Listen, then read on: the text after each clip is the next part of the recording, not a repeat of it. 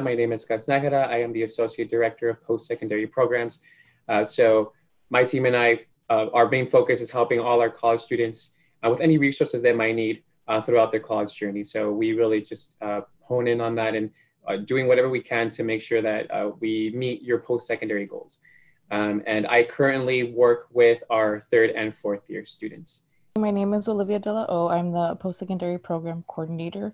I work alongside Gus and Bridget, and I currently work with our community college students. So what I'm going to be covering today is just an introduction into law school and the entire process, some things that you need to consider now as you're starting to prepare and starting to think about if you are interested in law school. Okay, so the first slide I have is just a basic overview of the different application steps from start to finish. So if you're an undergraduate student right now and you have access to a pre-law advisor at your school, we highly encourage you to talk to them, start the planning process, and really just start asking questions so you can kind of see what that's going to look for you. Create your LSAC account. I'm going to talk a little bit more later about what that is. So that stands for the Law School Admissions Council. Next step, register and prepare for the LSAT, which we will also talk about in more detail. Research law schools, right? You don't want to start this process without kind of asking yourself what you're looking for and what's going to fit you the best. As best you can, start meeting law school recruiters. Now in the time of, virtual learning, everything being online, you want to make sure that you're attending those virtual sessions, whether it's a panel, anything like that, so you can start getting your questions answered. Register for the credential assembly service. I'm going to talk more about what that is in a couple of slides, so just hang tight with that. All required transcripts, letters of recommendation, and then the process of letting law schools find you as well. And I'm also going to be going over the tools to help you in that process. And then lastly, the actual application, right? So all of this is preparation from when you actually sit down to do the physical application. The law school admissions test, so the LSAT. So this is going to be a very large part of your application process. Schools are going to have LSAT scores that they're measuring everybody up against. So it's really important that you look at that as well and that you're preparing to take this test. So I've put here some basic information about the test, average scores, pricing. So that's something to take into account as well throughout this process. Everything costs money now, so it's time to start budgeting as you're looking to apply to law school. A bulk of what the LSAT goes over is critical reading, analytical reasoning, logical reasoning, and persuasive writing. So it's very reading and writing intensive. So that's something to take into consideration as you start this process as well. If you find yourself, thinking like, oh, writing is not my strong point, or I really don't like writing that much, it's going to be very important that you do strengthen those skills. So the LSAT itself is broken up into two parts, multiple choice and written.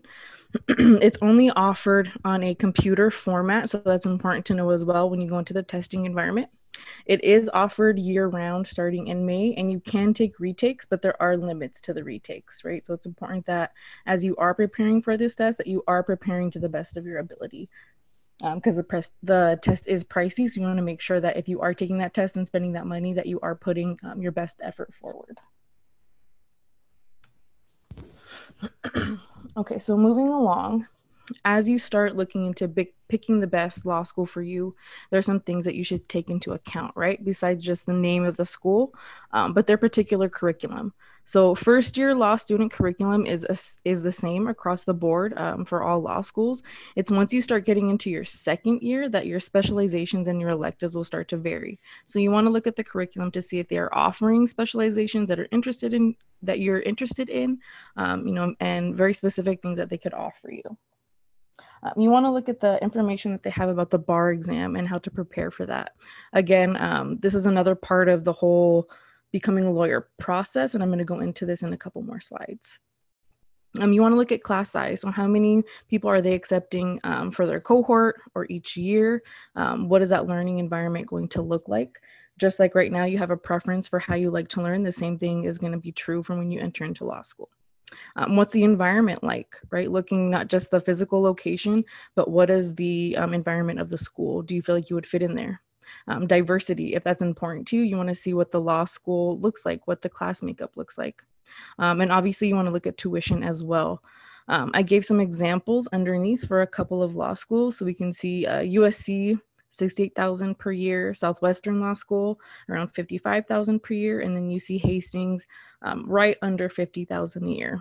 So again, law school is pricey along with the process. So it's really important that you start thinking now about how to fund this process, whether that's working or looking for scholarships or fellowships, which we'll also talk about in a little bit. Okay, what else can law school offer you, right? So it's really important that you're not just focusing on what the school is requiring of you and their application process, but what can they offer you in return and how can they enhance your overall experience, right? So do they offer part-time and evening options for people who work, maybe who can't commit to full-time? Do they have specialized degree options? So again, looking at the curriculum to see what sets them apart from other law schools. Student organizations, right? So if you're in grad school, maybe you do see yourself working at the same time, but maybe you do want to be involved. There are opportunities for that. So looking to see what law schools can offer that opportunity as well. Do they offer opportunities for student law journals? You can get that experience for research and actually publishing your work. What types of academic and career services do they offer? How can they connect you to employers after, right? So not just preparing you and supporting you for while you're in school, but afterwards, how are they supporting you in that job search process? Moot court. Right? So that practice being in the courtroom and seeing what that feels like, and clinical and law clinical programs, right? So are you going to be able to get that hands-on real world experience giving law advice to people? So all of these things you can take into consideration as you start the search in this process. And if you haven't thought of these things before, then this is a place to start as well. Okay, so these tools that I had mentioned before, and how to help you in your law school search process. So I had mentioned the Law School Admissions Council. So this is going to be your hub for all of your law school searches and your law school application. Part of the application process is creating this account, and this is where you're going to submit all of your application materials. So think of it as your application hub. The applicant profile grid is a way for you to look at your own stats, so like your grades, your test scores, and see how you match up to other law schools and their requirements. You can look by LSAT score, you can look by GPA and see how you measure up to other average applicants to particular schools. The Credit Assembly Service, the CAS, this is also going to be an essential part of the application process where you submit all of your important documents like transcripts, letters of recommendation, test scores, and it's a one-stop shop. So as law schools are requesting this information, it's all there in this one application and they send it out for you. There's also something called the Candidate Referral Service, where again, you can put in your information and let law schools come and find you based on what you've put in, or you can go and request information from law schools again. So it's just another way for you to get your information out there and kind of see how you stack up to other students applying. And then last but not least, LSAT test preparation. So again, like we talked about, the LSAT is a very lengthy test and you want to make sure that you're prepared. So whether it's registering for an actual test prep course, buying course materials, books, things like that, you want to make sure that you're taking that into account as you start this journey. Okay, other tips for how to prepare. So whether you're in school right now or you've recently graduated, it's really important that you explore your interests, whether it's in the classroom and outside of the classroom, and that you're pursuing things that you're actually interested in, right? So you can get to know yourself a little bit better. So like any other field, the better that you know yourself, the easier it's going to be to kind of choose that path that you want to go on, whether it's in law school or anywhere else. It can be important to learn about how law is part of all industries. When I think of law, right, I think of Law and Order or Suits, right? But that's not all it is, right? Law is part of any industry. So if you're kind of thinking about what you would do with a law degree, you can really do a lot of things with it. Another way to prepare is really brushing up on those reading and writing skills. Again, law school is very reading and writing intensive. So take an additional class if you feel like that can help you read on your own, and just prepare yourself for the overall volume of work that's going to be required of you in law school. So along with that is sharpening your time management skills. So if that's something you struggle with right now or that you know about yourself, make sure that you're taking steps to sharpen those skills, whether it's using a planner, a whiteboard, whatever it is, because it's only going to get harder and the work is only going to pile up more. So make sure that you're taking care of that now. Start creating professional connections, right? So if you were able to have a internship or even a job shadow, start talking to people in the field that can really help you and answer a lot of your questions. And then again, learn about what lawyers actually do. Law can encompass a lot of different fields. So again, don't just go with what you see off of TV, but really ask questions for people who are in the field. Okay. So as I briefly mentioned, there are other ways that you can enhance this process, like fellowships. So there are fellowships for the pre-law and the application process, for when you're actually a law student, and in the time after you graduate when you're actually a law professional. So fellowships can help you prepare for the LSAT. With the actual application process, they can provide mentorship, in some cases funding, so whether it's for applications or to help pay for your actual schooling. And they can offer experiences in specific law fields or just overall internship experience.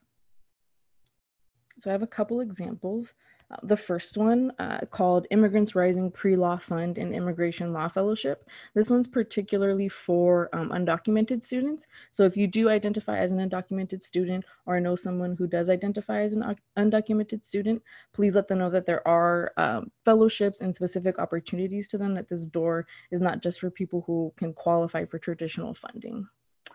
Another fellowship that I have put up here is called the Reproductive Justice Fellows, and this is for law professionals, so people who have recently graduated, and it focuses more on policy. So as you can see, there are two different types of fellowship, one that can help you in the development process, and then one to help really hone your skills in a particular area that you're interested in.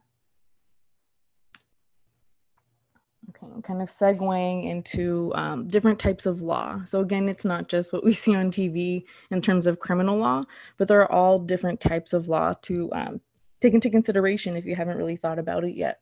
So there's criminal law, tax law, labor law. So if you're interested in labor codes or things that are concerning people who are in the workplace, corporate law, international law. So if people now are thinking they want to travel or do something on a wider scale, business law, and environmental law. So these are just a couple of examples, but again, law is very broad, so really take time to consider the different avenues that you can go down.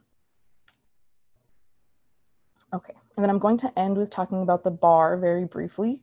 So once you do graduate from law school, that's not the end of the process. There's something that is called the bar exam that you need to complete and pass in order to gain licensure to practice law. So each state has their own requirements, their own timeline. So it's really important that if you're planning to stay in California, or maybe you're planning to move, that you look at the bar requirements for each individual state and the area that you're going to be working in, right? So it's not just going to law school and that's it, but you do have to take this additional test. So there is a lot of information on this slide. I just wanted to make sure that I got it down, but it just know that it is important to know, and that is another step that you're going to need to take. And the school that you're attending to get your law degree should be able to prepare you for this and give you a lot more information. Okay. So again, I'm not going to go into all of the details, but just know it's another exam. And then I pulled some guidelines from the University of Pacific, their law school, and the information that they give their students, that you can kind of see that it's not just another test you register for, but there are some very involved steps and more fees that you need to take into consideration, okay? So again, I'm not going to go over all of it, just that you can see that this is another step that you need to take.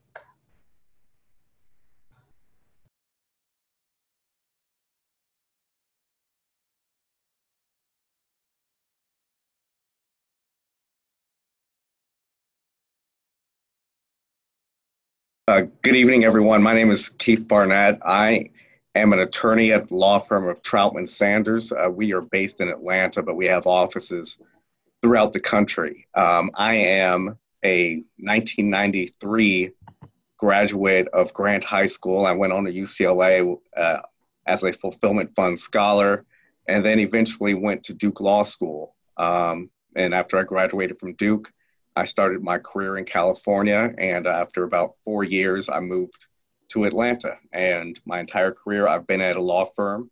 And most of what I do now is I represent financial services companies when they have lawsuits against individuals or the government. I'm currently a third-year law student at UCLA.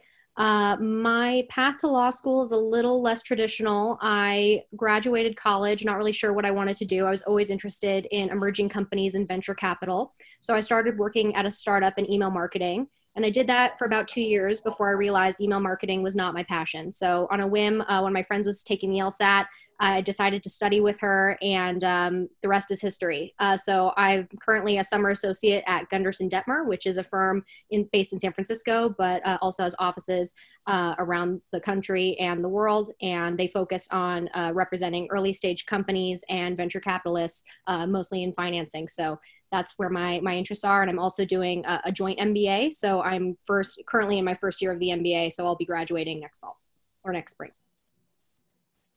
Can you hear me? Yes. Okay. Hello, my name is Daisy Matteo. I am a Fulfillment Fund alumna. I went to Bryn Mawr College and I did a dual major in political science and Spanish there. I took about 1.5 years off between college and law school. I went to UC Hastings College of the Law in San Francisco. Since graduating, I actually haven't had really a traditional path to becoming a lawyer. I'm actually currently studying for the bar exam now, but I've worked since graduating from law school, working as a law clerk for the EEOC, for the Los Angeles County Counsel's Office, and also doing diversity work at a big firm, heading a pre-law program. And currently I work for Torrance Memorial Health System, which is a Cedars-Sinai affiliate, doing labor and employment work. And for me, I think my law degree, even though I don't practice law currently, has served me well because a lot of employers really like people with law degrees. I found because in law school, they really teach you how to like read critically, think analytically, and really solve problems. And so now when my boss asked me for something to research, he's not a lawyer, but he knows that I have that training. And so I think it helps a lot in what I do now. Can you tell us a little bit about how you're currently paying for law school? Are you taking out loans? Are you taking out fellowships, scholarships? Like how are you currently financing? And in your case, you're doing a dual program, so I'm not sure like how crazy that's going on with you right now. Yeah, I mean, it's definitely everyone's financial journey for law school is different. I've been very fortunate to have the support of my family to not have to take out loans for that situation. But, one thing that I found useful in law school and with the MBA as well is that there are various opportunities on campus to support and facilitate the tuition. So I'm currently serving as a teaching assistant, and as a TA, if you work a certain number of hours in the quarter, you get reduced tuition as part of your compensation package. So that's always something that students are considering, and those jobs are really useful on campus for that. So that's been my experience. And currently with COVID, there's a lot of discussion right now just in terms of how the situation is affecting our academic experience and how tuition should be compensated accordingly. And those conversations are still ongoing, but we haven't really seen any progress in that area from the UC level right now. But like I said, I mean, really, it's everyone's journey. And I mean, I've been very fortunate in the way that I've been able to handle that. So I don't know if anyone else has any insights from their time as well. Great. Thank you. Yeah. So this is a question that I'm definitely going to ask all three of you. So Keith, would you like to chime in and talk a little bit about your financial journey through law school? Yeah, I mean, I went to law school in the Stone Ages compared to Daisy and Allie, but yeah, so when I went to law school, I had a partial scholarship that paid for about 1/3 of law school, but the rest was loans. And in addition to the 1/3 scholastic scholarship that I received from Duke, I believe I received a fulfillment fund scholarship of $1,000 per year while I was in law school. So when I graduated from law school, I had to pay back the loans, and it was worth it. Great. Thank you. Daisy, can you tell us a little bit about how you were able to finance law school? Yeah, I think it was for me a partial scholarships and also taking out loans as well. Like Keith, I saw it as an investment in myself.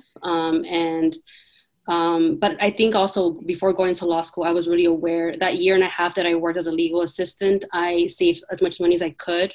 And I was really just frugal that year and a half because I knew that I was going to take out loans, but I wanted to take it as less as I could. And so I think planning ahead is really important. And I also worked after my first year. I think something that I think sometimes students don't know is that usually for most law schools, your first year, they don't allow you to work. And so that's something to consider as well. And so I knew that before going in, and so I saved as much as I could before going to law school. Great, thank you. And I just want to take this time to tell all our students, if at any point you do have questions, please go ahead and write them in the chat. It's usually, I want to address specifics if I don't address them in the questions that I'm going to be asking our panelists. So if you do have any questions, please go ahead and write them in the chat. So my next question, and this one's more specific, so this one's for Keith. So Keith, I know you're a current partner. For our students that don't know, can you talk or can you mention a little bit about what that means and what responsibilities and how what journey you had to go through to make partner at your current firm? Sure. So being a partner at a law firm, it pretty much means that I'm a part owner of the law firm. So I took more of a route that a lot of students who graduated from Duke Law took, in that when I graduated from law school, I went to a law firm and practiced in LA for 4 years, and I was an associate at the law firm, which means that you're one of, I don't want to call it low level, but you're not a partner. It just means that you're a baby lawyer, you're a new lawyer. And as you gain the skill of practicing each year and also acquire clients, then, at some point, if you're at a law firm long enough, then the firm may ask you to join the partnership. Now, I was fortunate that I became a partner after about 8 years of practicing. A lot of people never become partners. I'm on the hiring committee, and I'm on the committee that selects partners at my law firm. And there are people who've been here 11, 12 years who have not made partner. There are some people who will never make it. And I'm not saying that to pat myself on the back. I'm saying that so you all will have a realistic vision or an outlook as to what it's like to be at a large law firm. It's not the easiest thing in the world. It's more of a dog-eat-dog world. And I was fortunate in my career to have more senior partners taking interest in my career. From when I practiced in LA, I worked with very patient partners who helped me become a better lawyer along the way. And when I moved to Atlanta and went to my last firm, I was fortunate to be with a lead partner who also took an interest in my career to make sure that I continued to develop into being as good of a lawyer as possible. And also fortunate for me, I met a lot of people along the way who became good clients when I was an associate. And I think, I don't remember who it was, I was mentioning it earlier, but when you're in law school, the relationships that you make in law school are very important because your classmates will be your potential clients one day. And I say that because I've gotten referrals from people who I went to law school with. And it never crossed my mind when I was in law school that some of my classmates would send me work. And so that's why it's very important when you go to law school to not only do your best grade-wise, but also make connections, try to be friendly to everyone. To the extent that there are social activities, go to them. Don't go to the social activities at the expense of your schoolwork, but it is very important that you're sociable and get to know people if you're interested in going down the same path that I went down. Great. Thank you for that. Thank you for that, Keith. All right. My next question is for Allie. So I know you said you took a non-traditional approach, and you were originally going to pursue email marketing. You kind of pivoted in the sense. So what made you decide to pursue a dual program in law and in business, to do it at the same time when, of course, like both programs are extremely rigorous? So what sparked that decision? One thing I heard most when I was thinking about applying to law school, and I was kind of floating the idea by some people, was don't go to law school if you don't want to be a lawyer. And I just heard that over and over again. And I wasn't convinced at the time that I wanted to be a lawyer. And to be honest, I'm still not sure I want to be a lawyer. I still have some time to figure that out. I think part of it was just, I was wandering. I was aimless at that time. I didn't really know what my next step would be. And so it just felt like I've always loved school. I always knew I was going to go to grad school. So why not this? But part of me, really, when you're thinking about being in venture capital, emerging companies, which is, like I said, that's always where my interests are. I've also always been really interested in social impact. And the law just seemed to be this thread that connected those two ideas together. And when I, was brainstorming, well, what do I want to do? Email marketing is obviously not it. Well, maybe the law will tie these elements together. And as I've gone through law school, that saying, don't go to law school if you don't want to be a lawyer, to me is completely not true, or at least it didn't apply in my experience. Even if I don't end up practicing, I will forever be grateful that I went to law school, and I would do it all over again if I had to. Just the skills that you learn, I think like Daisy was saying earlier, the way you read, the way you apply yourself, the way you learn to think. Everybody says, thinking like a lawyer. And I couldn't describe to you what that means, but you have to go to law school to do it. And now I think I know how to do that. And it's just a really amazing skill that I know I can apply no matter what I do. So, why exactly, I did it and why I'm choosing to do the dual program, I can't say. I just, I fell into it in a lot of ways, but I'm really happy that I'm doing it. And the business thing, it's, like I said, I've always been interested in that space. So why not just add on one more year? Once you get through the first 2 years of law school, the third year is kind of, you can do anything after that. So I really felt like I could handle it. Can I add something to what Allie just said? So I went to my 15-year reunion about 5 years ago, and I graduated with 200 people. I'd say about half of them are not practicing law. My roommate from law school practiced law for a year, then he started his own business, and he has become extremely successful in his business. My wife, who I met in law school, never practiced law. We were there together, she's doing extremely well running her business. So Allie's absolutely right. Most people actually don't wind up practicing law. I'm a dying breed, I think. That's great. That's great information, because I think that's something that not normally publicized. Is just assume that once you go to law school, it's the next step is take the bar and clearly just practicing law. So that's really great to get that insight. And Daisy, I know you answered one of our questions, or one of our students' questions on the chat, but do you mind just talking a little bit more about that? She asked, how does one go about becoming a legal assistant, and what does it entail? So do you want to just talk a little bit about your experience in that? Yeah, of course. So after graduating from college, I didn't have a job. Like, I graduated in 2011, and I went to school in Pennsylvania, and so I didn't really have any contacts here back in LA, where I'm originally from. So I knew I wanted to go to law school, and I knew that I wanted to take the year and a half or whatever it was to take the LSAT and apply to law school. And that's a whole process in itself. So I wanted something where I could show my interest in that field. And so I started applying to legal assistant jobs.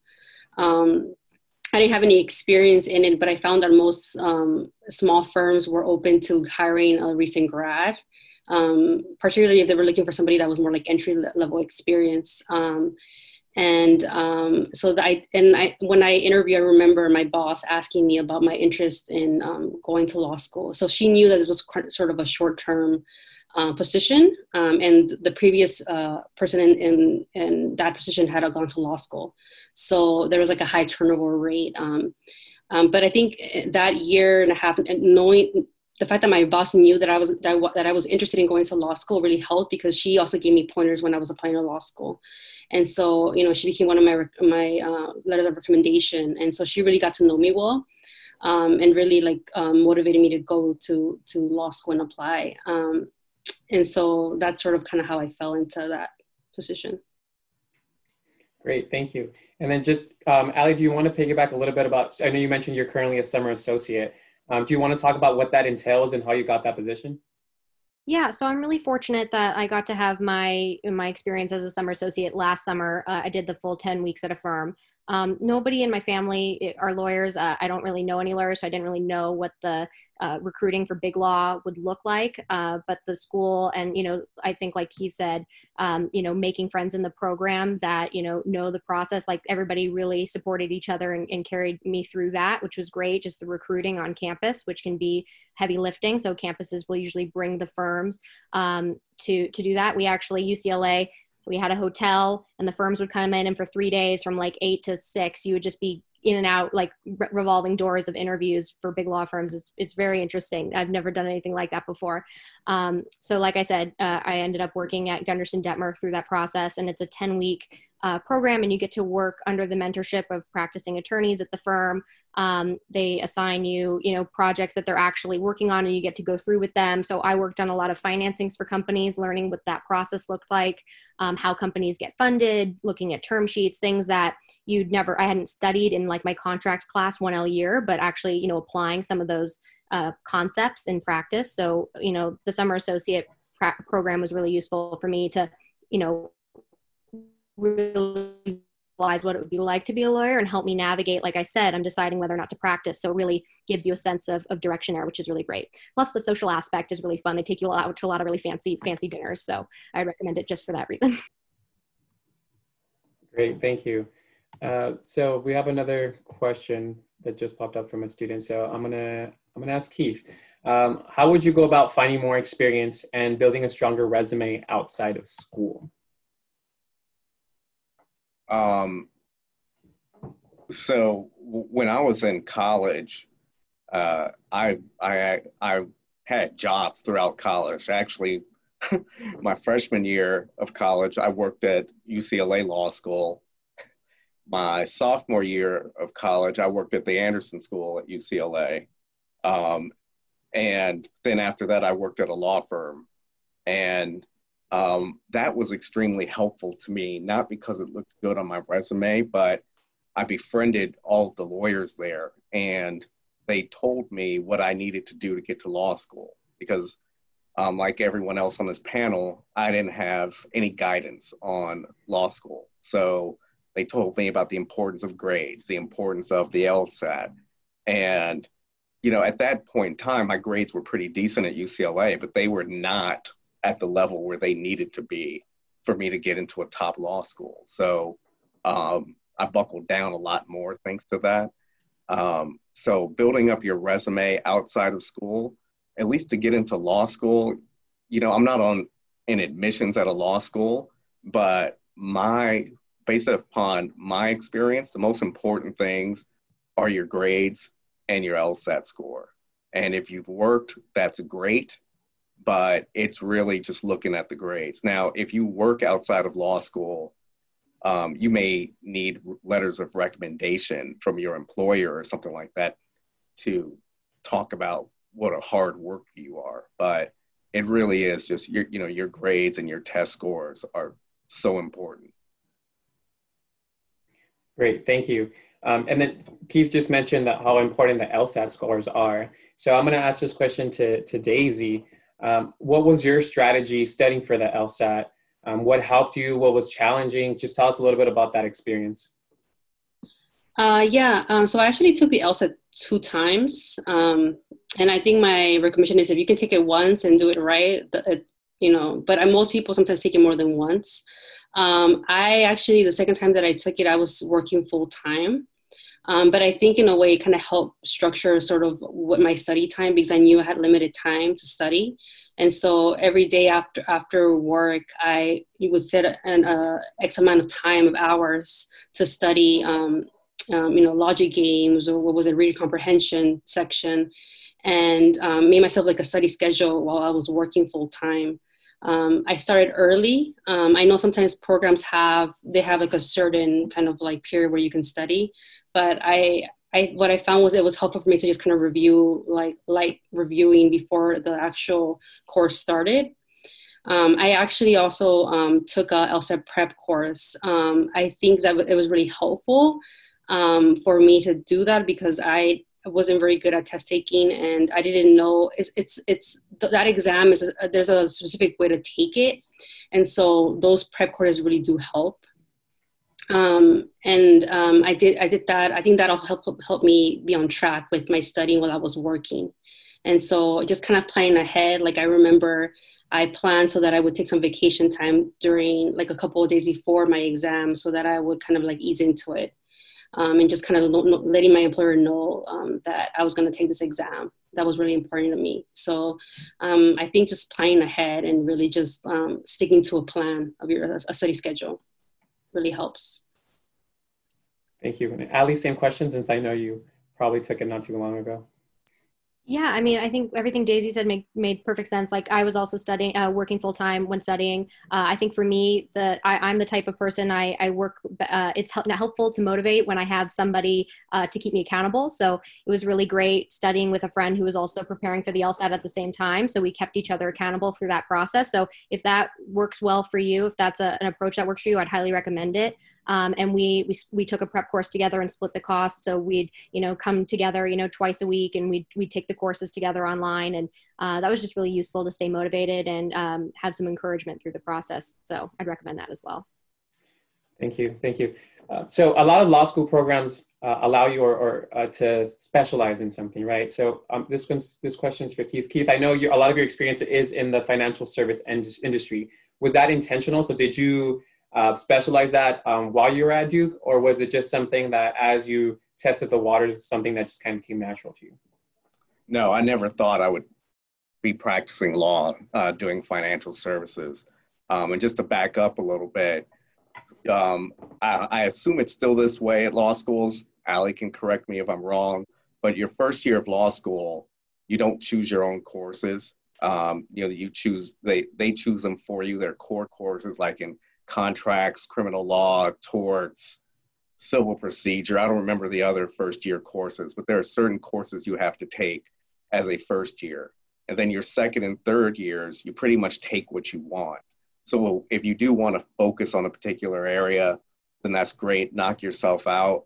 Candidly, I was not that way. I just took whatever I thought would be the easier class to take so I could get my grades up as high as possible. And so I didn't really specialize in anything in law school. And no one really does for the most part, at least when I was there. What you really don't get your specialty until you're either a summer associate or you actually start practicing. I did not start doing this kind of work until my second year of law school. And my second year of practicing. And the only reason why I started doing it was because the partner needed an associate to throw on a case. He threw me on the case, and I did pretty well in the case, and he just kept giving me work. And so that's how I got into this particular industry. Got it. Thank you so much. So question for Daisy. Daisy, I know you reading through your bio, you talked about how you're part of the Latina Lawyers Bar Association. So can you talk a little bit about what that entails and some of the work that you are currently doing within that? Yeah, I think this kind of goes back to sort of what Keith was saying about networking. I think something that I learned in law school was that it's very important, not only the people that you know, the people that know you. And so a lot of the times, like I didn't know any lawyers growing up. I didn't have any connections in the industry. And so I became involved in the Latina Lawyers Bar Association because I wanted to get involved.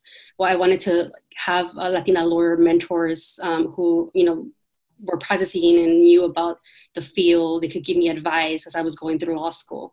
And so that's kind of how I became involved. And my involvement with them now is through their education program. So basically we go to schools like East LA Community College, and we present like kind of like this, where we talk about pre-law programs and talk about sort of what it means to go to law school, the different requirements, what we all do to give students a perspective of like what it is to be a lawyer, or things like that. You know, we provide scholarships, and what I found is it's really a network of women who are supportive of each other. And I actually, one of my jobs after law school, I got it through them because they knew I was looking for a job, and they kept me in mind, and they were like, oh, would you be interested in applying to this job? And so really, I think what I learned is like your network goes a long way. And so I think for me, the LOBA has always been a very supportive network, and that's part of the reason why I really enjoy being part of that. Great, thank you so much, Daisy, for that. So Ali, what do you find the most challenging, and on the other end, the most rewarding about your current program? Yeah, I mean, the dual aspect is very challenging. The programs are separate, so I'm enrolled in the law school and I'm enrolled in the business school at UCLA. They don't always do the best job at communicating with each other, so a lot of the responsibility falls on me to ensure that I'm meeting my graduation requirements for both programs. So just the administrative hassle is probably the biggest challenge. And then, like I said, I didn't start my first year of MBA until I completed 2 years of law school. And I mean, the academic rigor of a law program really prepares you for anything. So, you know, transitioning into, you know, a dual program where I'm studying both law and business at the same time. I mean, once you get through, like Keith mentioned, that core curriculum at law school, it really prepares you for anything. So I've found that to be the most challenging part of it. And then once you get through it, it's the most rewarding, because you really feel like I grew and I learned so much just in that first year and a half or so of life. Thank you. We have another question from a student, and this goes to anybody that can answer it, or if any of you have experience with it. But he asked how you would go about finding a judicial clerkship. I could take that on. It's been a while, but usually the law schools will guide you through the clerkship process. They will tell you which judges are looking for clerks and the criteria they're looking for with respect to clerks. In my experience, judges have typically looked for law students who have high grades, who have gone to the higher ranked law schools. But like I said, that is something like once you get into law school, the Career Services Center should help you out with that process. And then just to piggyback off that, you're mentioning the competitive law school. So why did you choose Duke, Keith, at the time when you were applying? All right, so when I applied, like I said, I had worked at a law firm my last 2 years at UCLA.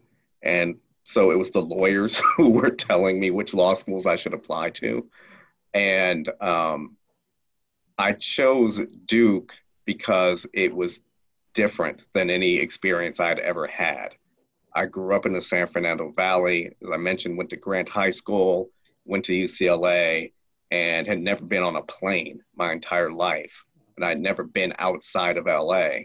So I was looking for a completely different experience than what I was used to. And so I visited Duke's campus. It was completely different than UCLA's campus. Durham was completely different than LA. And plus it didn't hurt that they offered me a partial scholarship. So those are all the reasons why I decided to leave. Great. Thank you so much for that. Let's see. So this question's for Daisy. I know you're currently obviously a part of our Fulfillment Fund Alumni Association. Can you talk a little bit just about what that means for you as you're growing out your career? Yeah, of course. I think for me, it's just giving back. I think I've always been very appreciative of the Fulfillment Fund because they helped me a lot when I was applying to college as a first generation college grad and now law school graduate. I was always good at school, but I didn't really know what I was doing when I was applying to college. I think the Fulfillment Fund gave me a lot of tools and resources that I think helped me a lot to get to where I am now. And so for me, it's more of a personal mission to give back as much as I can. I think it's my responsibility as someone who went through this process, to tell students who are going through the same process that, like what I can share with them and sort of impart whatever wisdom I have on them, I think for me is very important. And so the opportunity to be part of the alumni board came up, and I was really excited about being part of it, to, be able to give back to an organization that's helped me so much. Great, thank you. So this question's for Ali. We actually had a student submit a question beforehand. And I know we've all three of you have touched on it a little bit, but this is just like more specific. The student wants to know, what can he do, or what can they do their senior year? I'm assuming they're referring to their 4th year in college. So what can they do during their senior year to prepare for law school? Yeah, I mean, it's a great question. I mean, just in terms of for the application specifically, I think like Keith mentioned, I think it still holds true today that the great GPA and the LSAT score are really sort of the two most important things that admissions are looking for from an application standpoint. They really just want to make sure that you're able to handle the academic rigor of the program. So they want to make sure that they have a history of that to support that you're able to meet that standard. So, if you don't already, if you're not already close with a professor or somebody, you got to start thinking about a letter of recommendation. So, really building a connection with a strong, a professor who can really write a strong recommendation to support your academic standing would be really useful. I think that's probably the biggest thing. I mean, like I said, I hadn't even considered law school until 2 years after college. So if the fact that you're already thinking about it now, you're way ahead of where I was at the time. So I think it sounds like you're in a really good place, and I would really just be focusing on the academics at this point. Great, thank you.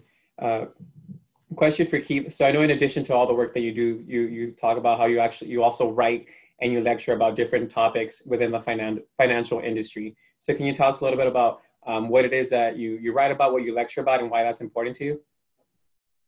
Yeah, sure. I mean, I write about, and I'm on panels quite a bit on cutting edge issues in the financial services industry. So whenever there is a new law that could affect my clients, we'll either write about it or we'll have a lunch and learn type of program for our clients about it.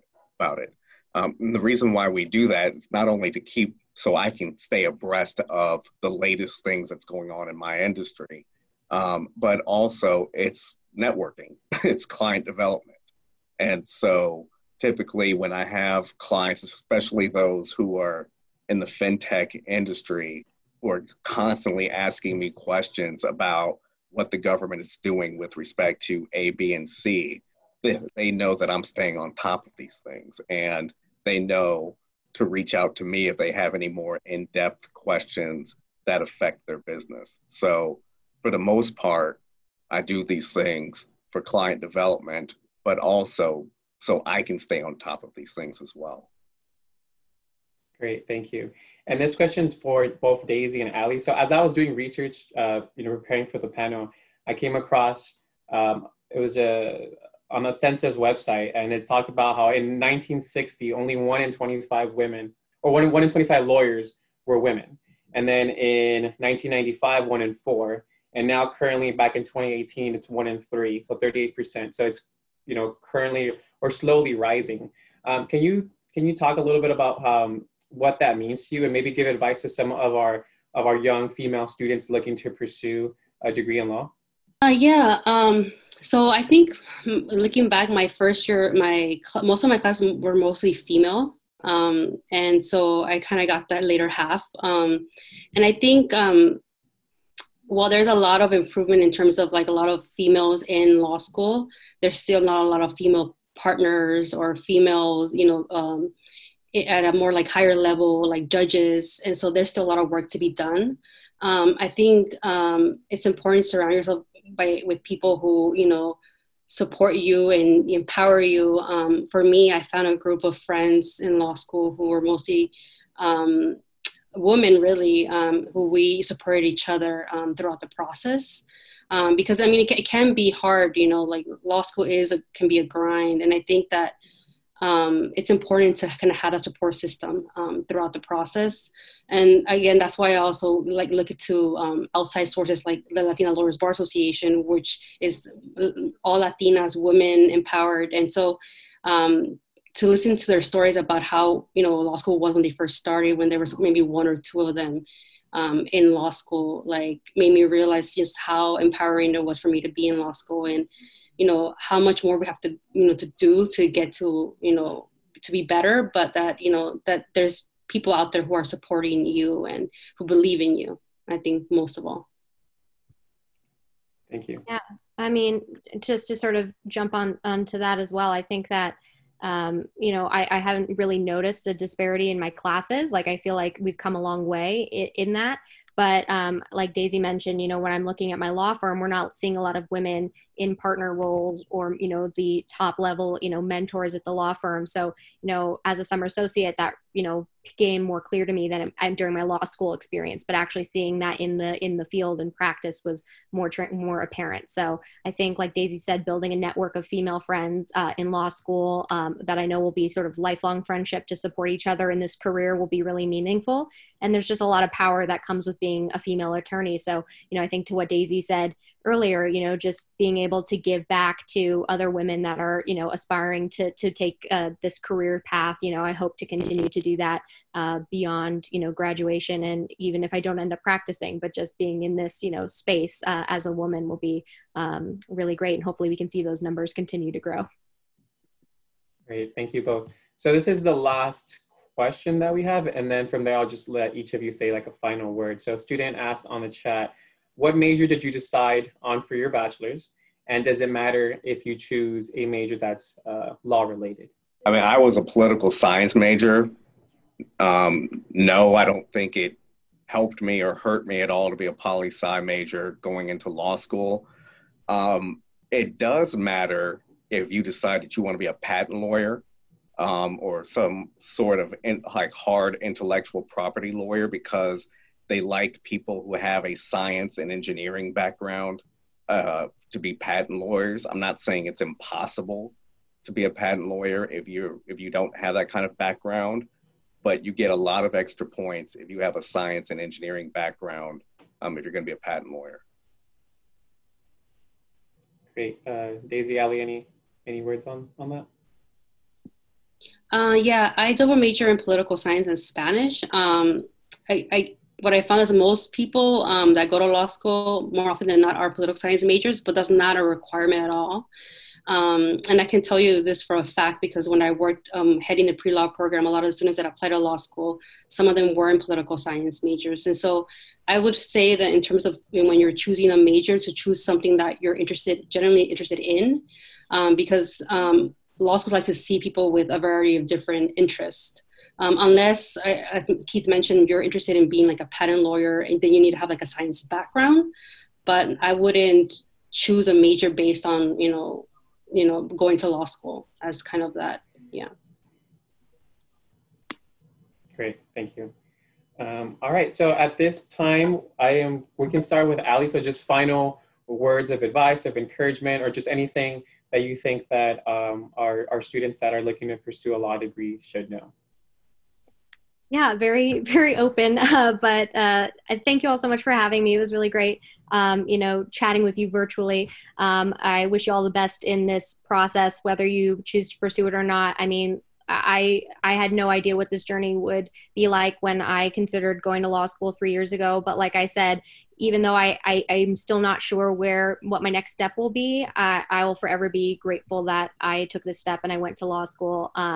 So even if you're not sure where you're at, obviously, don't just do anything on a whim, but it should be a considered decision. But you're here, you're doing all the right steps to get to where you need to go. So keep on going. And if you have any other questions about law school or life in general, you have my contact information, so feel free to share that, and I'm happy to chat with anybody offline as well. So thank you all so much. Great, thanks, Ali. Keith? Yeah, sure. Well, thank all of you for being here, and you're already part of the way. You've made a lot of progress towards your journey. if you decide to go to law school, just know that it'll be over within 3 years if you're not liking it that much. But it's also very hard. It's not easy. And for those who say, "Oh, law school is easy, no problem," they're BSing you. And the point is, once you get to that point, spend the time, but enjoy yourself as well. And just remember that you can do anything with a law degree. You don't have to go to a white shoe top law firm. You don't have to go into politics. You don't have to go into business. You need to just blaze your own trail, but also during that process, look for mentors and people who can give you guidance during your journey. And best of luck to you as well. And if anyone has any further questions for me, I'm sure my information is somewhere. You guys will know how to find me. Great, thanks, Keith. Daisy, last but not least. Well, thanks so much for having me. I guess my advice would be to really ask a lot of questions. I think this is a big investment in yourself. And I think that it's, you have to do your research and, ask attorneys, ask people that you know. I think that it can be a very rewarding career and, degree, but I think you also have to know, you have to be realistic about sort of the expectations and as you're going in. I think for me, that's why I took 1.5 years off to really work at a law firm to make sure that that's what I wanted to do. So my advice would be, to the extent that you can, if you're not really sure, I would try to maybe find a job at a firm or somewhere where it's law related to kind of get a sense of, what it is to be amongst lawyers. And because I grew up and I didn't know any lawyers. And so I really wanted to make sure that that's something that I wanted to do. But please feel free to contact me. I'm sure that Gus has my information, so I'm happy to answer any more questions you may have.